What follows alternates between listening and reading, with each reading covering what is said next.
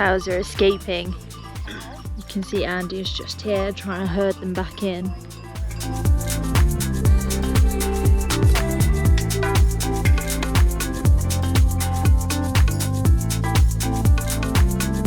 So we've hiked up to the Cookie Cafe, which is 2,227 metres above sea level.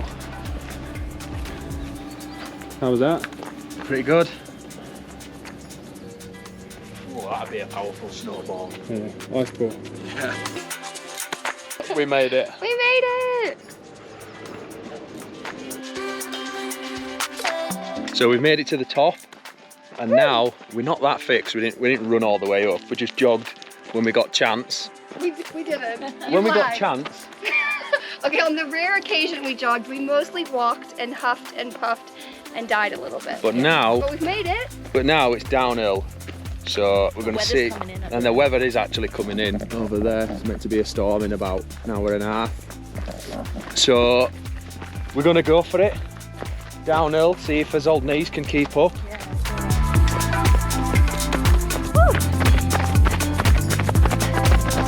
Coming round!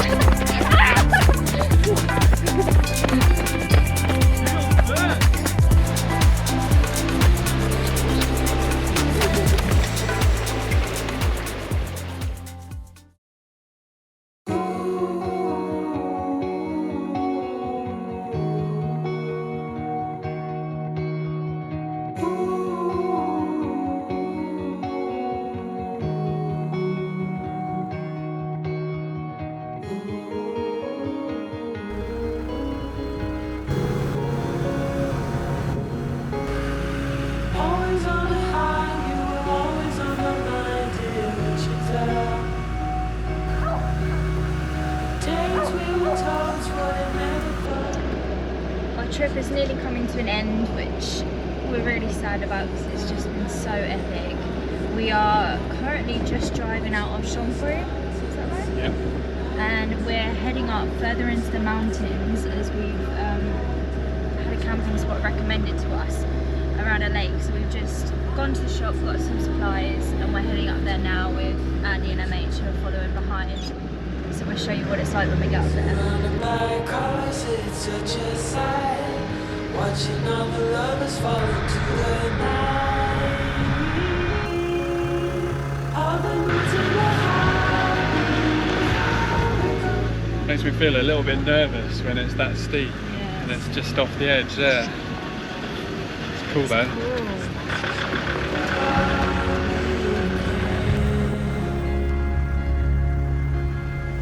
Winter time to spring, I remember everything from Wichita. This town is on its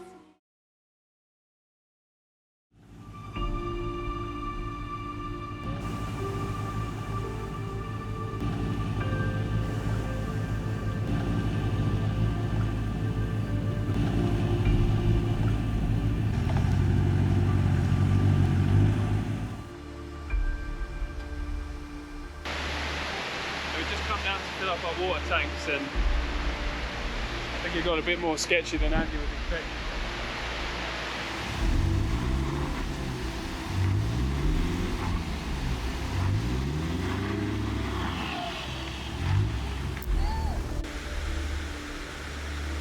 It's just digging more of a hole with that back wheel.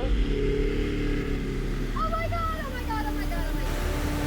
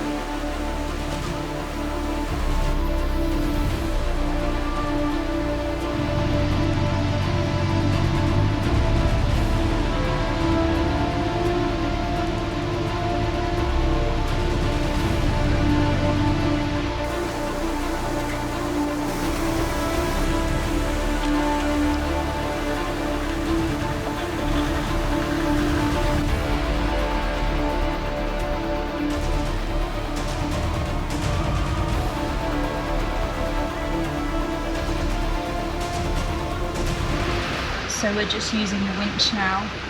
I'm sat in the car, handbrake on, foot on the brake. There's slippy ground and then there's a dip. Once we get them off there, they'll be more on solid ground. They should be able to reverse back up. So let's see how it goes. A bit sketchy.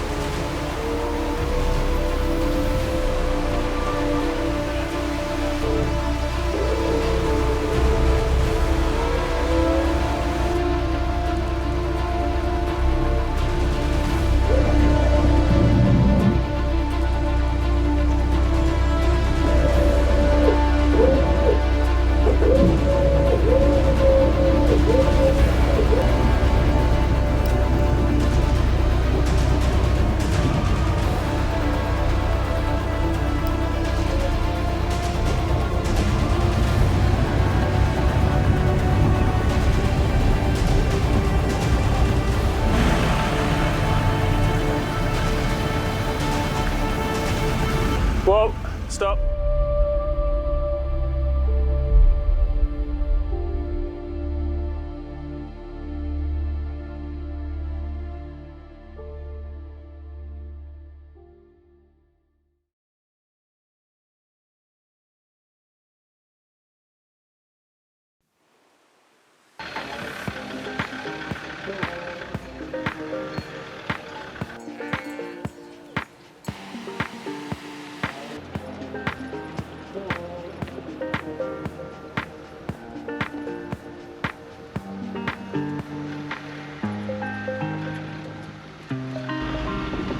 Can't believe where we are. I know. Crazy in there.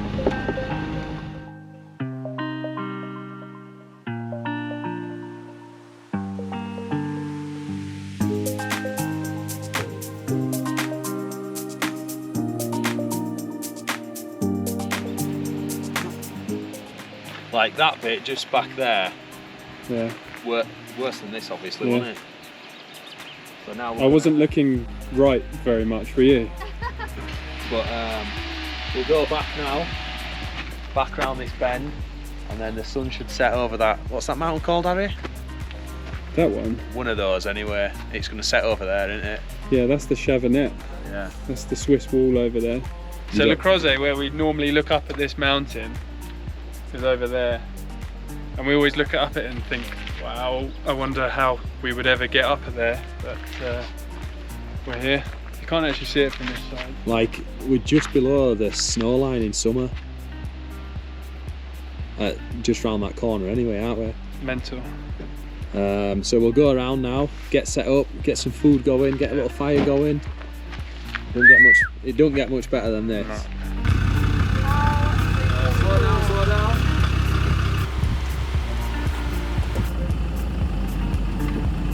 Bang on there. Hang on. It's going to be coil.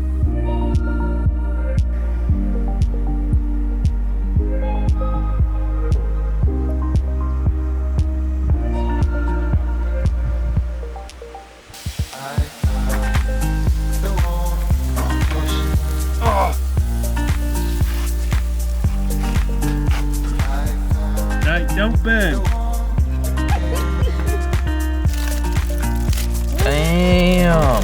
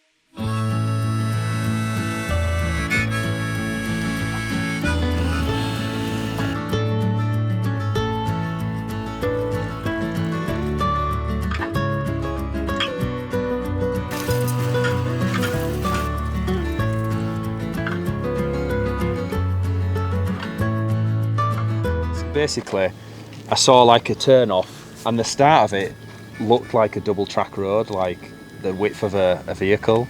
So, and Chloe were walking down there, and to me, looking at her, it looked like, oh, she's just walking easily. And it was all easy until the last bit where it just dropped off. And even going down there initially wasn't that bad at all.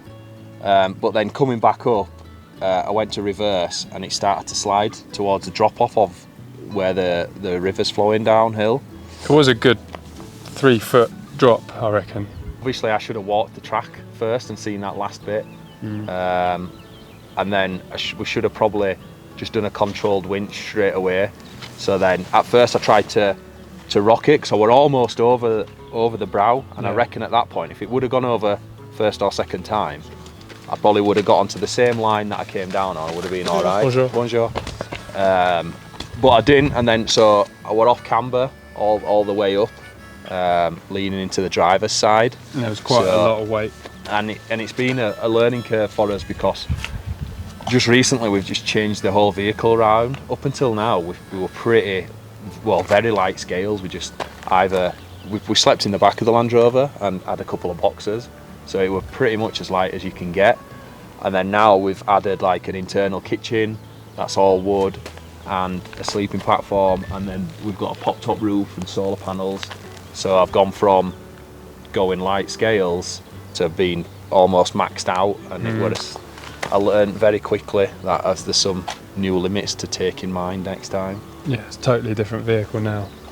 We actually ended up using all our recovery equipment. Used everything we had, yeah. We used both of our max tracks. The good old shovel would, if we had nothing else, the shovel with more time, and if I were by myself, would have got you out. The shovel would have got me out, because I would have dug away the cambers, and it would have taken probably another 3 hours or whatever. But that's probably what you need more than anything. And the max tracks helped. Mainly, the main thing though is that out of the 4 of us, no one panicked or just blamed me for getting it wrong and all that, and everyone just worked together, got stuck in, kept calm, clear. Because it was a whole team operation, wasn't it? It wasn't just like it was, me and you trying to winch you out. We had, MH was directing, Chloe was in my Land Rover. I was trying to drive Tango, and you're trying to be the foreman or whatever you call it. So it's not all bad points. We've all taken something away from it. We'll learn from it, and it'll add to us experience level, make us better drivers. And we've finished off in probably one of the most epic camping spots that we've ever been to. We've had this morning we woke up above the cloud level. We've been looking at the animals. There's the mountain dogs out here, and we've been talking to the shepherds, and the Midi is just there. You can see the snow line, and this is the middle of summer. I don't know if I've been to some cool camping spots around the world, but this is definitely up there. Also, the road to get us here as well was epic. I mean, it was probably the most scenic. It's not a technical road. No. But the drop-offs make it feel technical though. Like me and MH, we drove like Death Road in Bolivia, and I'd say this is steeper than Death Road in Bolivia, and it's just a normal shepherd track. Like, it just doesn't have any hype around it. We're just about to part ways. The girls stood behind the camera now crying. You've got a 1,000-kilometre drive back home before work. We're on the road now until we decide to call it a day. We're going to head towards Turkey, maybe the stands. You're going to prep for something later on down the line. Yeah, early next year. So there's a lot of good things to come. So it's the end of this trip, it's not the end of everything. And remember, we get old. This doesn't. Oh, you took my quote.